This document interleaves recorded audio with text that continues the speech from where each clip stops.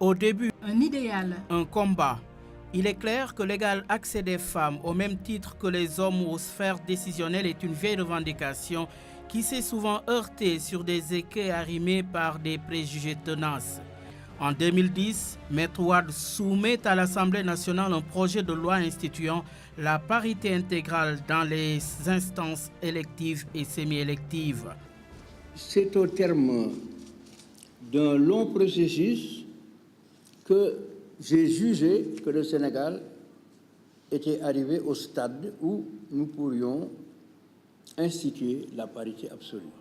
Fatou Sarsow prend l'initiative d'organiser dès le 16 avril 2010 au Bréda une rencontre objective, expliquer aux femmes, toute obédience politique confondue, la portée et les enjeux d'une telle loi.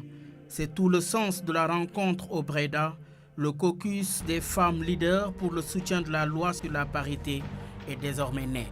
Les femmes décident d'aller rencontrer le chef de l'État dans le but de lui témoigner leur engagement, d'approfondir la réflexion et de consolider la dynamique jusqu'au vote de la loi.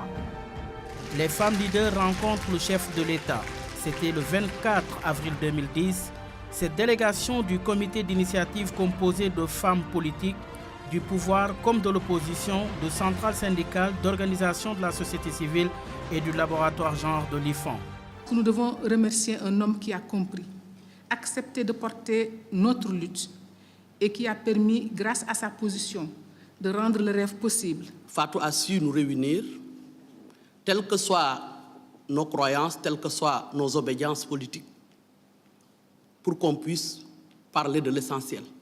Je pense qu'il était important, après vous avoir transmis une déclaration écrite, de venir de visu, concrètement, les yeux dans les yeux, vous dire merci.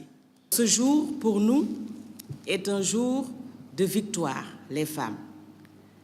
Je suis très fière de ce qui s'est passé aujourd'hui. Je suis très fière d'entendre mes sœurs également dire que les femmes sont les plus fidèles, qu'elles sont les plus courageuses et qu'elles sont certainement parmi les plus compétentes. Merci beaucoup, Monsieur le Président.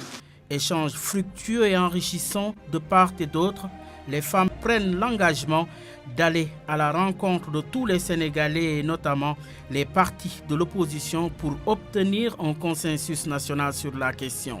Visiblement réconforté, le président de la République prend un certain nombre d'engagements.